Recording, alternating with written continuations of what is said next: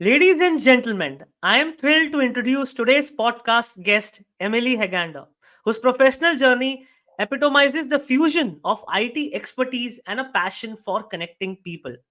Emily's career started in restaurant management, but her trajectory took a fascinating turn into the world of IT after studying the intersection of technology and economics in Stockholm.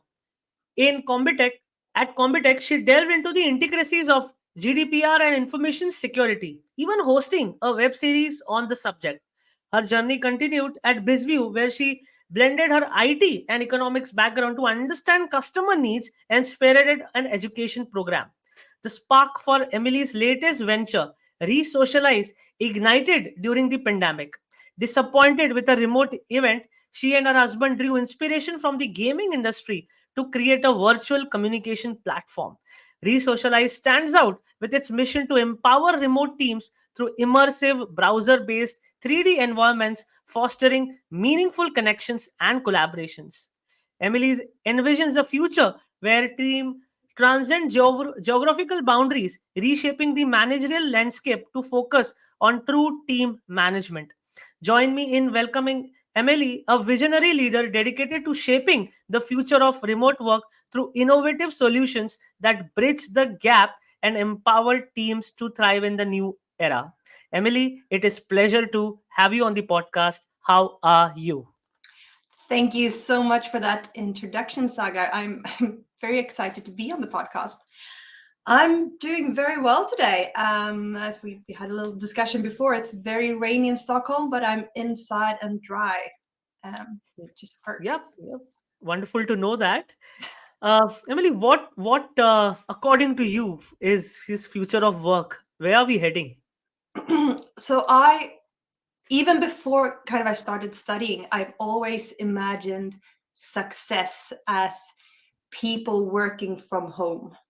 If you look at the old sci-fi series and such, you see people, the really successful people, they're working from their beautiful home office with a view. So pretty early on, I decided that that's at least the future I'm going to see for myself. And I believe that would be the future for everyone else as well, as soon as the world kind of caught up to me, of course. And then the pandemic hit, and we saw that change going so quickly. And the future I see is definitely people working from places where they feel comfortable. Yes. Maybe not always from home, but from smaller societies, smaller communities, where you feel at home at least. So how did you transit it from let's say a journey that you took in from restaurant management and to re-socialize?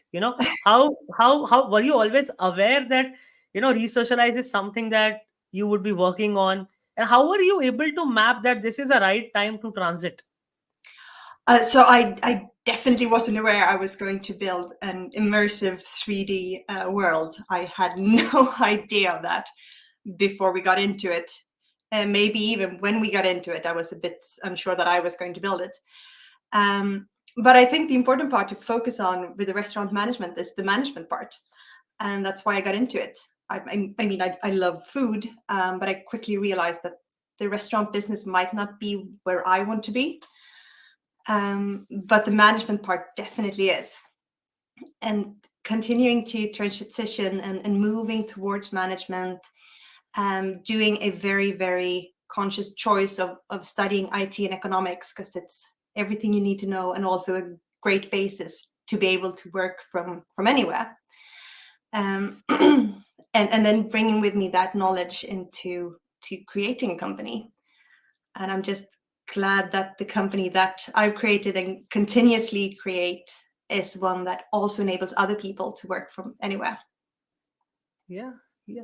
So what were some of the key findings that you implement today as you're building Resocialize, which has come from your vast experience in IT and economics? Um, that was a very, very good question. There's so much you learn on the road always. Besides from the boring parts of having courses in business modeling as well as programming, I think I've learned a lot from the workplaces I've been at. I had at BizView a boss, and I asked him specifically for what's your policy of remote work?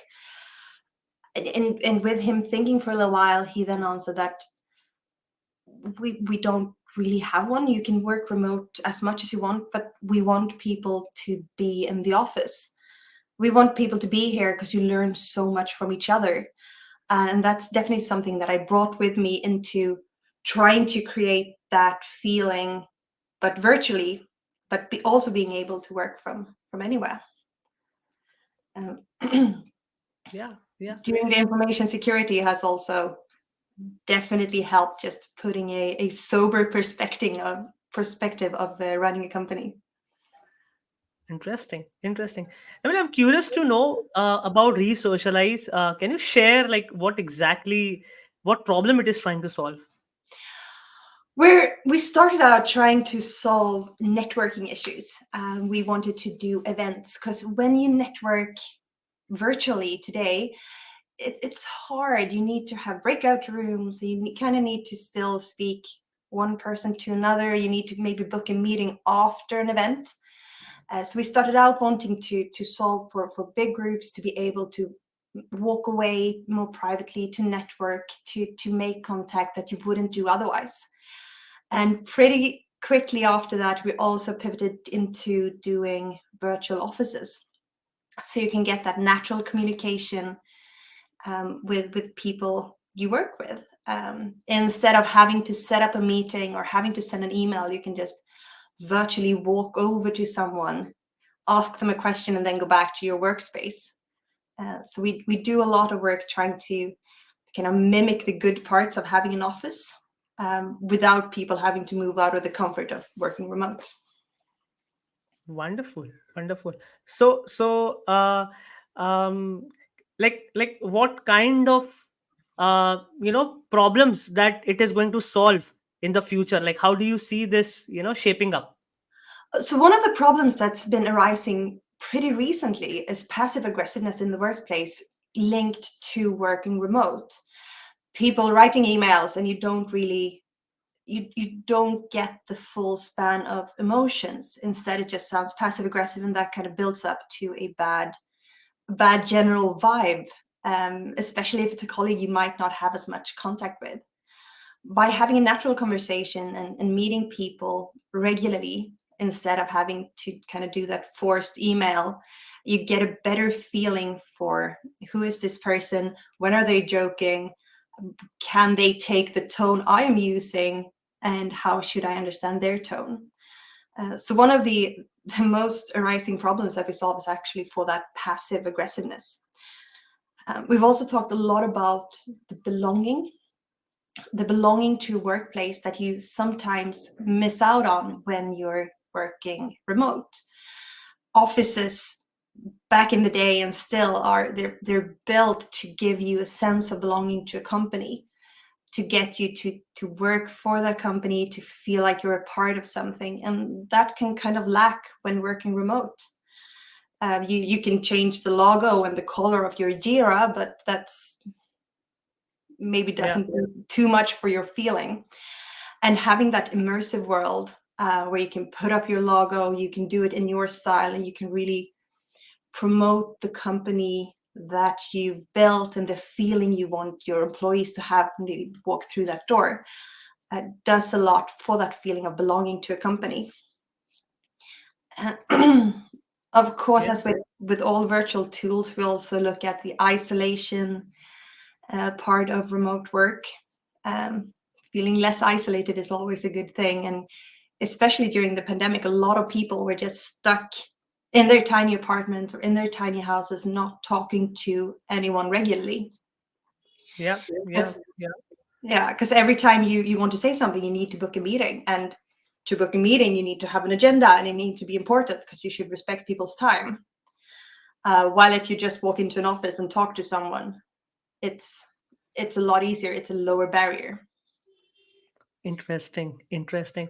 So, Emily, what are some of the, let's say, mindset shifts or skills or whatever we call it, a leader must focus on because a leader with respect to, let's say, in the domain of having a remote organization, Mhm. what do you think they must focus on to build that, the healthy relation? I know, somewhere re-socialize is trying to facilitate that, try to bridge the gap, but from the other hand, what are some of the softer elements the leader must focus on? I think the most important part is trust. I think that's something that when we went into lockdown, a lot of middle managers, especially, tried to tie people to them by setting up tasks and micromanaging, and you lost a lot of the trust that you need to have in a workspace. You need to trust that people are there because they want to, and you need to trust people in doing their job. As I Yeah, definitely think trust is one of the main things you need to work on when leading remote teams in that way. As yeah, trust as well as communication, and just natural communication, making yeah, sure everyone feels seen and heard in what they do, because it's so yeah. easy to miss that in a remote setting. Yeah, yeah, it's so true. It's so true. I was having this conversation in a round table with a group of leaders, and one thing which we all agreed upon is is being heard. In fact, leaders also want themselves to be heard, but of course they are in a position where people come to them. It sometimes becomes difficult. But just wanted your opinion, your perspective, and your experience on why does, like, why trust, let's say, trust issues happens, or why a situation arises when people are not being heard. What's your experience on this? I think trust issues arises because you say we have a project, you and we have a timeline. And I ask you, okay, Sagar, when do you think you can have this done? And you say, well, you'll have it done by Friday. And Friday comes and it's not done, and we haven't communicated properly about why. From Yeah, my perspective, it might then look like you didn't do your work. You said it was going to be done by Friday. It's not done by Friday. Can I really trust that you're putting in the hours that you're saying you're doing? But while from your perspective, you might have had an unexpected issue arise that you've dealt with. You've worked super hard with this unexpected issue, but we haven't communicated it properly. We haven't had that daily conversation. We haven't had that natural conversation. And in the end, that leads to us kind of falling out of trust. But that also goes on the other hand as well. I think it's something we talk about in Resocialize internally a lot yeah, is accountability. yeah, You say you're going to do something, do or communicate why it's not done. And that should go for managers as well. yeah, We said we were going to get to these goals. I, as a manager, I am responsible for getting us to these goals. Why aren't we there? So I actually every year I try to go back to, so we have bi-weekly meetings, so we go through all of these things. And every beginning of every year, I go back through all of our meetings and have a look at, okay, what did I say we were going to get done last year? Where are we today? And how can I take accountability in that part? So yeah, I really think that trust is something you need to build, both from bottom up, but from top down as well.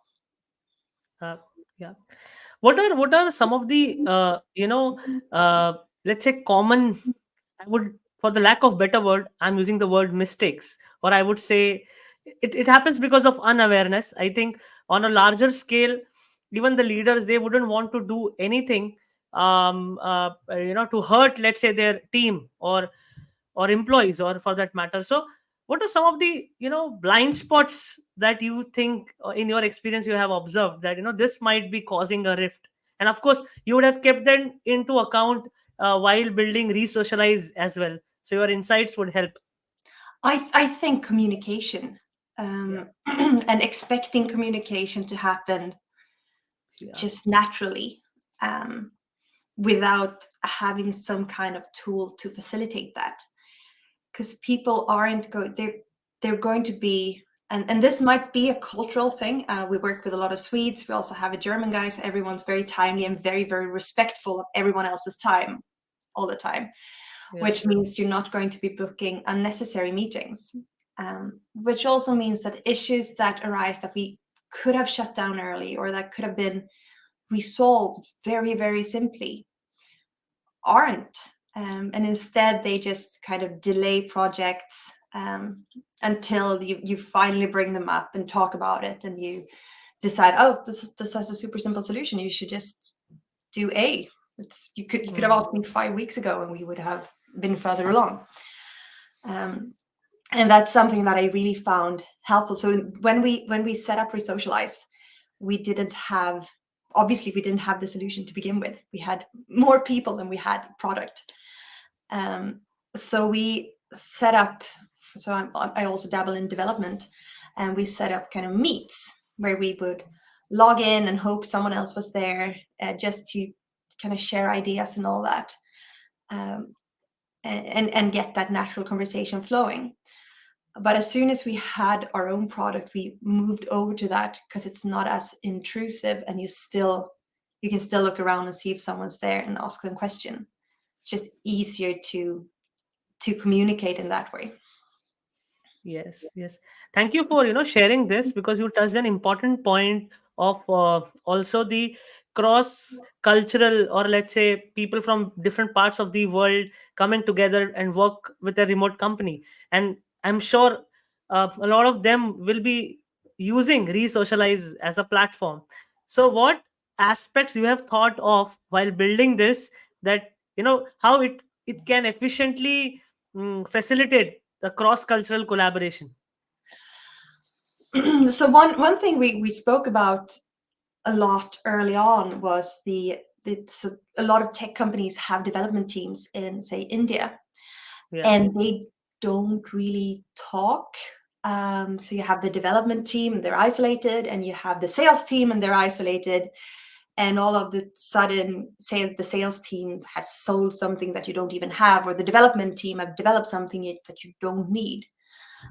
Just being able to walk over from sales to development and have that chat about, hey guys, do we have this? Can we have this? Or this is important for us. Could you develop it? I think is going to facilitate working on such long distances. When it comes to the cultural aspect, it's a hard one. It takes a lot of studying. I've just recently started looking into how to, and this might sound silly because we have a company both Sweden and Ireland, but we don't really have any Irish employees yet. And when we lived there, we were still Swedish by culture. And just these two countries, who in my head are so similar, they have so many differences when it comes to work culture. For example, Sweden. Can you highlight some of the differences in the work culture? Absolutely. Sweden is Yeah. a consensus culture. We Mhm. like to moan over problems. We want to sit down and everyone should agree and everyone should have their voice heard. Whilst in other cultures, maybe a little bit more Americanized and also Irish, you want a direct answer. You expect to go to your manager and get an answer on what you're to do. You don't expect to weigh in on everything. And just trying to think about how we can facilitate this in a good way to get the most out of both cultures. Mhm. It's fascinating. It's pretty hard work. Yeah.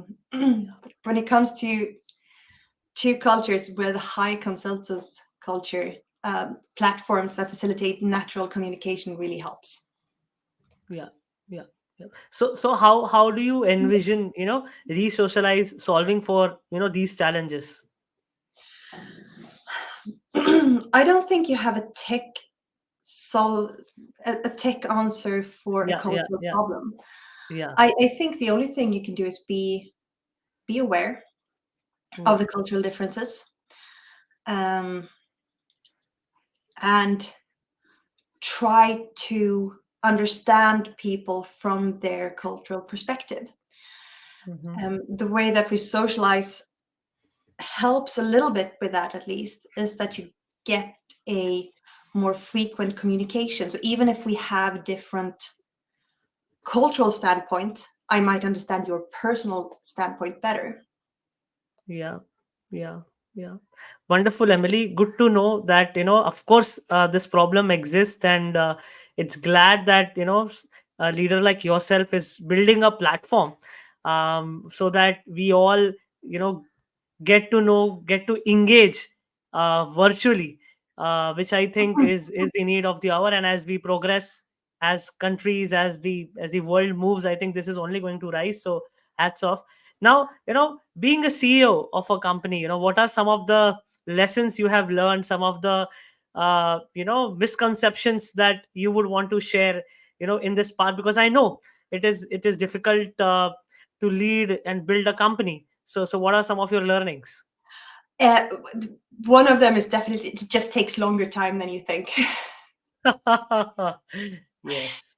You imagine yourself being somewhere. We set out in 2021, budgeting, forecasting, doing all that, especially since I have that background, and then realizing, well, we're actually like three people building this, and it is just going to take longer. And we've kind of done the same thing over and over. We're getting our first revenue in, or we're finally ready with our MVP. All of these big milestones, we thought they would happen much earlier than they did, but when they finally happened, we were more ready for them than we would have been. um, Interesting. so that's one of the main things. It just takes longer than you expect. So um, what are some of the, let's say, if not skills, but perspective shifts that has happened in your journey of being an, let's say, entrepreneur? I I'm sorry, could you take that question again? was asking, what are some of the skills or perspectives that you have gained in this entrepreneurial journey? That's also an excellent question. Um, to be absolutely honest, I didn't do developing, and I didn't plan on either when we set out for this. Um, but we started out, and we did some more, and we did a little bit more, and all of a sudden I am the lead game developer of our product. So to be very concrete, I've learned development and C# and all of those things that I just didn't expect to get into at all. Mhm. I've also learned a lot about, as we discussed just a little bit earlier, the cultural aspects, and that different cultures are going to expect different things of a virtual office, because you Yeah. expect different things of a real office. Um, and I've learned that everyone is, or everyone we've spoke to, at least, Mhm. is going to look with excitement at this and start seeing their own business sense and their own possibilities, and Mhm. how to take care of those expectations and put them into our kind of to-do list without down prioritizing the things we're currently doing. um, Yeah. Yeah. So one of the responsibilities for you would be to, let's say, manage priorities and manage time. So how what is your process of doing it? The reason I'm asking you this question is because I know you would, I know, post this podcast, you will have a run up of the day, you will be having your schedules. So I just wanted to get an insight on, how do you plan your work in a way that brings you the most efficient result? I am a to-do list person. um, I need lists, which goes very well into development and management. But I set out doing a monthly list of, these are the highlights of this month. These are my milestones. These are the interesting peoples I'm going to have conversations with. And after that, I do my weekly list. This is what I'm going to do this week. And after that, every morning I sit down and I just jot down, what do I need to get done today? Hmm. and try to do a small reflection of what did I need to get done yesterday? Is it done? Isn't it done? To always get that kind of reflective perspective in there as well, because that's the only way I'll learn to put down these big milestones well enough. So, Emily, do you think work-life balance exists? And if yes, then how are you able to do that? I I do think it exists. I don't know if I'm able to do it. It's so it's we have the weirdest development meetings and company meetings. It's me and my husband, and also a friend and the CTO. His name's Philip, and we have one child. Philip has two children. So when we meet up, we have three children running around, and it's just utter brilliant work-life chaos. Um, Hmm. but what's helping is putting down the hours that you're supposed to work and Hmm. trying not to go overboard. And it also really helps now. We lived in rural Sweden before, and I had a separate office. So going into the office would give me office vibes, and I'd be in work mode. We moved to an apartment pretty recently, and even here I have like a small corner of the apartment I sit in, Yep. and sitting down here it just gets me into work mode. So having that kind of what's the word for it? Just that A kind space. of atmosphere, like you've created an atmosphere for yourself. Yeah, exactly. And just Yeah. a space where we don't play here. There's no Yeah. children here. It's just 1 by 1 meters, but this is my work. Outside of that, I have everything that needs to be done in a household, but in here it's just work. And that has helped me a lot. Absolutely. So, Emily, I know, this journey has not been easy for you, and I know, for sure, folks who are building, be it tech companies or otherwise. So, what is your process of managing uncertainty or failures? It's a lot to do with learning from them. Mm-hmm. Everything is always going to be uncertain. Mm-hmm. And a failure is only really a failure if you don't take action and learn from it. Mm-hmm.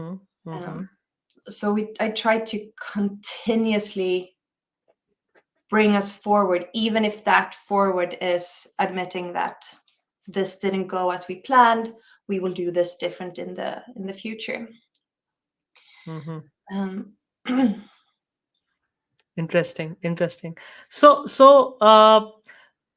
how do you building a tech product is not easy, for that matter any product building. I mean, if you're making it for the end users, we have to tailor make, or we have to make it in a way that it has its acceptance. So, with your journey, can you share some insights on the customer discovery process, or how do you or how did you took a, let's say, a stance that okay, this is what my customers are looking for. So how do you map out your customers? so we've used. I'm a big fan of Osterwalder. I don't know if you've heard about him, but Please, can you share about him? Like, I would love to know more. Yeah. it's a business modeling guy from, I think, Okay. Austria, and he's taken a model that's called Value Proposition Canvas, and it's just a super simple tool. It's you have your value proposition on one side, and you have your customer on the other side. Mm-hmm. And you map these out, and you look at, okay, who do we think our customer is, what are their current pains, and what would be their gains, and then you kind of match that with your value proposition. And using that tool has been crucial in especially our first building process, when we started to see, is there even really anything here, is there anything we can build on. After Mm-hmm. that, we've also done from the same author, the same thinker, doing a blue ocean strategy canvas, and looking at where is our blue ocean compared to where are our competitors, what are they Mm-hmm. doing, What are we doing? And why are we different? And can we build Mhm. ourselves a blue ocean here instead of fighting with everyone else in a red ocean? So Interesting. that has really helped us, and we've taken a lot of inspiration from gaming. As you said in the beginning, Yeah. I'm Can a you share more about that incident? Like what happened? Like, what was that eureka moment? What this is what we are going to do. So we were actually, Carl was working, was my husband, was working for a giant American corporation at the time. And every year they would flow people off to the US, and they would have this grand kickoff. They would have speakers, they would have networking, they would have snacks, they would have drinks, the whole shebang. And they would spend so much money on this. 2021, during COVID, everything was just locked down and they couldn't have this major event. And they really did their best, though. They had a kickoff. They had specially assigned, I think they hired someone to just do presentations and just try to get people psyched. And they had the speakers. And in the end, it ended up just being a very, very long sitting through kind of lectures on why the company's great. It was uninspiring. It was kind of boring.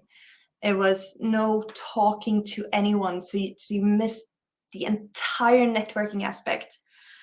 And Carl came out after a day just mushy in his head because he's been sitting staring at a screen without doing anything for 8 hours.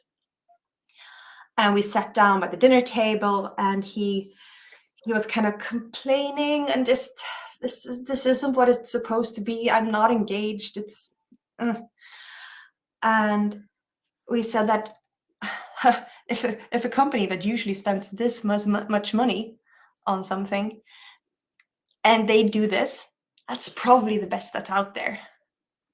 How can Mm, it be the best thing that's out there? How can this be creme de la creme of business events? mm, And if there's nothing better out there, someone should definitely build that. Had our 1-year-old daughter next to us, super busy, lockdown Ireland, and one of us hatched the brilliant idea that, you know what, we should build this. mm. And we started out from that. Um, we've both had a lot of gaming experience. I started playing World of Warcraft way back. Um, Mhm. Going through our early kind of ideas, I brought up the first time my avatar walked into the main city. And bear in mind, in this game, you could chat to people. There was no like verbal communication. You could emote some dancing, and that was pretty much it. But I walked in, and there was this big event, and people were standing around, and I could feel the excitement of the room in this virtual world. I Mhm. could feel people were excited. There was the silly dancing, and we said that we want to bring this feeling of excitement into this kind of business event. This feeling of Yeah. belonging, the just general other people are here, they're celebrating, and I belong to this company. And that's kind of where we started off. Yeah. You know what, Emily, you reminded me, I would just like to share a few things because you shared this experience. Interestingly, my first stint in the world of business, when I completed my studies, I started my own travel company, Oh, wow. and I ran it for about 3 years, and I was managing it from home. And that time, as far as India is concerned, like here in this part of city, I'm talking about 2013 to Mm-hmm. 2016. Okay, I did it because I understood that to manage a travel agency, you just need your laptop, and you just need a main, let's say, a service partner that is Yeah. recognized by the local government, so that the business is legitimate. Everything is being done online. Once in a while you have to go to your clients and meet meet them, or exchange whatever current the transaction, or just to ensure that the relationship is built, right? Yeah. But even before that, so that I'm just sharing this, why? Because that that when I reflect back, that was my first experience of managing things remotely, and I learned it Oh, much wow. later in the next stage. Okay, I was doing it anyways ways remotely. And even before that, a couple of years ago, during our summer vacations or otherwise, we used to play GTA Vice Oh, City, yeah, yeah. online. Yeah, and they had a couple of options to add your own music, uh, and maybe I think I remember that for sure. In that aspect really made an experience like, what, I'm driving my car or a bike, but I can listen to the music that I want. That completely resonate with uh, the need to feel, I would say, of course at that time, of course we were in a different age group then, but then the kind of engagement it created was wonderful. so Yeah. so I'm glad that something like this is coming up. uh, and of course we have already taken up a journey where we have created a platform for organizations to experience. So on this note, I just share this experience because I couldn't stop, because you just made me remind these two important this is. And see, today, even this virtual global leadership podcast, I'm just managing it from my home. And I mean, this is nothing less than any professional podcast that I could have taken up a studio and I would have done it. The output is more or less similar in terms of the audio quality, or so I mean, I would love to later see how even I can use re-socialize in whatever connections that I am building, because I do get that there is a strong need for sure. So thank you for sharing that, Emily, and helping me somewhere, a lot of things have clicked now because of this what you mentioned. But yes, Brilliant. I mean, Reminisce a little bit and pardon. just reminisce a little bit and get back Yes, to. yes, yes, yes, yes. So yeah, but I just want to know more, because what I realize is that this particular initiative must have its partnerships with the large organizations, of course, with startups. The reason I'm sharing large organizations, because things, let's say, are slightly more structured there. Yeah. So what suggestions or advice you would like to have if one of the leaders from large organizations is watching this podcast? What would you like to share with them? What would be your genuine soft pitch to them about re-socialize, that that this is really going to solve for that? Yeah. I think I would. So I'm really bad at pitching, to be perfectly frank. That's why I have Carl. He is the perfect sales guy. Yeah, I know that. Yeah, yeah. Um, but I would say that companies, they spend so much money on their brand and on making people feel a part of that. Yeah. Make sure they can feel a part of that wherever they are. Hmm. Make sure your people are comfortable working. If that is from an office you have, that's fantastic. But some people might have to work from remote. Some people might have to work from home. Some people might, you might have departments in different parts of the world. Make sure they get the same feeling of your company, and make sure they can communicate with each other in a natural and simple way. You can get the feeling of having just one big office house housing all of your employees, making sure they can connect over water cooler talks, making sure they can walk over to the development department and just take out that lead time, um, between I have an issue and that issue is fixed, because you can just talk about it quickly. Yeah. So, Emily, one question that comes to my mind. See, at the moment there are other platforms. Okay, it's okay. I'll be naming them, and it's like, be it a Slack.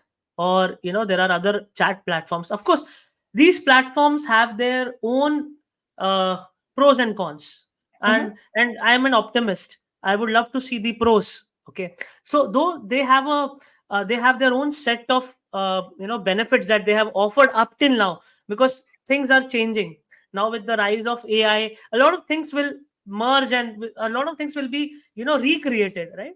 So how does re-socialize that fill the gap that is wide open with the pros that existing solutions are offering? Yeah, and that has, as I've said, a lot to do with the communication. So if you look at channels like Slack, we're not looking to replace Slack. Of course, of We're not course. going to replace Slack. Yeah, It's yeah. brilliant to have that written communication. Yes. Um, but logging into Slack in the morning, and you might see someone's light turning green, I'm assuming. I haven't used Slack in a little while. Um, but you don't really, maybe they're there, maybe they're doing something else, maybe they're busy, whilst walking into a virtual office in the morning, you can see, oh, that's Sagar sitting by that desk. Oh, he's actually here. Or that's Emily, she's sitting Mm, over there. Oh, she looks a little bit busy right now. Maybe it shouldn't disturb her. So it's again, I Carl talks a lot about the features, and I want to talk a lot about the feeling and the immersiveness of yeah. having a virtual office. Sure, sure. Yeah, Um, go ahead. Yeah. it it really feels that the natural communication, just talking, not having to have everything in written. Um, yeah. Yes, yes, yes, because that is equally important. I mean, I have a, I just wanted to share, though we want to create a atmosphere where people are connecting as soon as they start, let's say, working, or even if let's say they're not working in that day, there are some times which they have to do, let's say, a reporting work or a documenting work, right? But I also want to share with the audience, but I would also want your perspective, here is that, yes, the virtual workspace is important, but then the 1 or 2 hours of your daily time has to go out where you're actually also interacting with your husband or your wife or your family members, because the thing is, what we have to be mindful of is the addiction part. So what are your thoughts on this? Because this is how I see, because uh, it is important while you're in the workplace, you're getting the best of the best experiences, but can't replace the other one. Honestly, so that's something we talk about a lot. Yeah. And one of our first core values was people first. You should have real events if you can, but if you can't, do them virtually through our platform. Yes. Um, Yes. and a lot of people are returning to uh, the workspaces right now, to their workplaces, and their workplaces have spent so much money on having these social gathering, networking places, and it turns out people just flock around the telephone booth because they need that downtime and they need to sit by themselves. I With socialize in mind, I don't it's not fun enough to become addictive. It is a little bit fun, but not fun enough for you to sit all night. Yeah. And one of the things that we've actually done to get a feeling for the passing of time is that we've added a day and night cycle. So when you go into work in the morning, you can kind of get the morning rush. You can see the Yeah. sun rising, you sit down and you have a full day and you see the sun moving. And then by the end of the day, you will have nighttime outside, hoping to kind of encourage people to go, close down and go home to your families. It is nighttime and you shouldn't sit here anymore. Yeah. Yeah. Really, I know we are having this wonderful podcast, but I have got some idea. I mean, because of some of the insights that you share, and I would want to share. Please you do. know there are a lot of amazing companies, and they're doing some good work. Like, for example, one of the companies that the founders that I love, or the work that they do, I'm sure you would also resonate with them, is the founders of Basecamp. That is Mhm. Jason Fried and David Heinemeier. Like, I'm just giving one example. There are so many let's say remote first companies, let's say the company remote itself, okay, or I'm just giving these names from a reference point, or I can also take names of such as, uh, let's say the Google, or companies who have displayed with who have demonstrated the impact of work culture that has helped them grow and succeed. Now there are other set of companies who want to adapt to those work cultures, who want to gain learnings from them so that they can implement in their organization. So what something that came to my mind is that, you know if resocialize can create for me someone who wants, let's say, in my career, for example, in my career, maybe Google is not the company that I might work with. I'm just giving an example, right? Mhm. But I want to get a feeling how Google is creating a work culture for them, for their company, or for that matter Basecamp or any other good companies that have built on people first values. Mhm. So I was just thinking, what if Resocialize can create that? Because if you see, on the other hand, a lot of challenges in organizations today. In fact, I'll give you an data, Emily.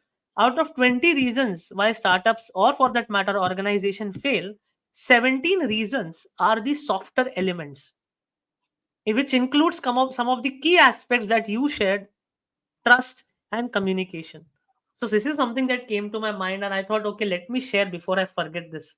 What if these things can be can be, I can get it, because today I can only get that through a book. I read about someone who has worked in Google, or see a listen to a podcast or watch a documentary.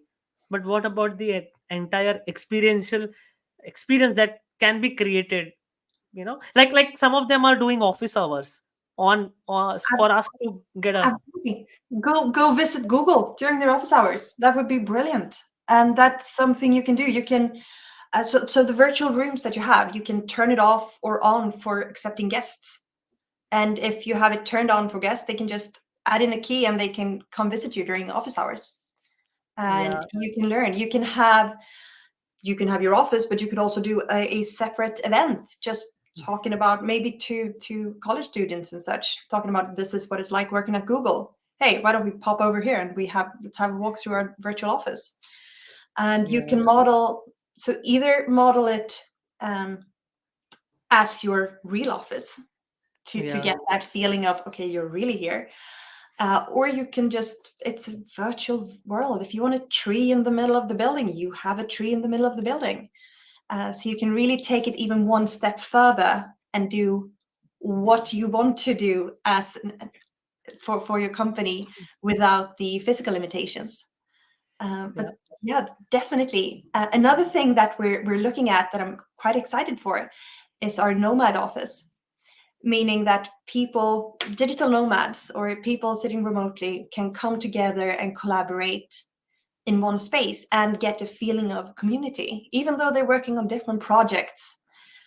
You and me might have some things that interchange. We can help each other. We can share experiences. Um, so yeah, yeah, definitely, Saga, it's yeah. Wonderful, wonderful, Emily. I have a question. This came to my mind. In your case, one of your co-founders is your husband, right? So how do you balance, let's say, the personal professional relationship? The reason being I'm asking you this question is that a lot of new companies are having their closed family members working in the business with whom they have a personal equation. So it your insights will help that, how do you, let's say, ensure that both things are balanced? I know you're also learning in the process, but how do you ensure that the best of the both is happening? it's um, it's hard. Um, but I just realized something today, thinking about this podcast and what we were going to talk about. And that's when we first started out. We had the massively important question: who is going to be CEO of the company? And I realize now it's definitely not a massively important decision to make until maybe 2 years in. It's fine. Um, and I was walking around and I was thinking, man, I want to do this. I feel like I'm good at organizing, but Carl's probably also going to want to do this because it's such a fun thing. And then we actually had the conversation, and he said, Emelie, I think you should be CEO. You're great. I am great at stuff, and you are great at different stuff. And let's just make sure we combine these in the best way. And there's a lot of trust having to happen today for us to make this happen. I need to trust in him doing the things he do well, because I should not get too involved in them, as well as he has to trust that I'm doing what I do well. And there's also, of course, a lot of communication. I don't remember what we talked about before having a kid in the company. Surely food or wine or something fun. But we manage, and we really bring out the best in each other. We realized a long time ago that we could work together, and we're to this day realizing that we want to work together as well. We do different things well, and we bring out that out in each other. Yeah, yeah. And one final question I have is, why did you choose this name Resocialize? Like, how this name came while you were thinking about this? I love naming things. And at that moment, it felt like people needed to re-socialize. You need to get back into socialization. As we said when we started out, everyone was in lockdown. In Ireland, we had super lockdown. I don't know. I'm guessing, assuming you had a lot of lockdown as well, Sagar. Yeah, yeah, yeah. India, of course, it was a massive lockdown here. And we didn't have any family in Ireland. We didn't have any people to talk to. We had a one different household that we kind of got to know. They're now very close friends. But we felt like people needed to re-socialize. Um, Mm, yeah, yeah. I was just thinking next time we must do this podcast on your platform because that Definitely. would be great. Yeah.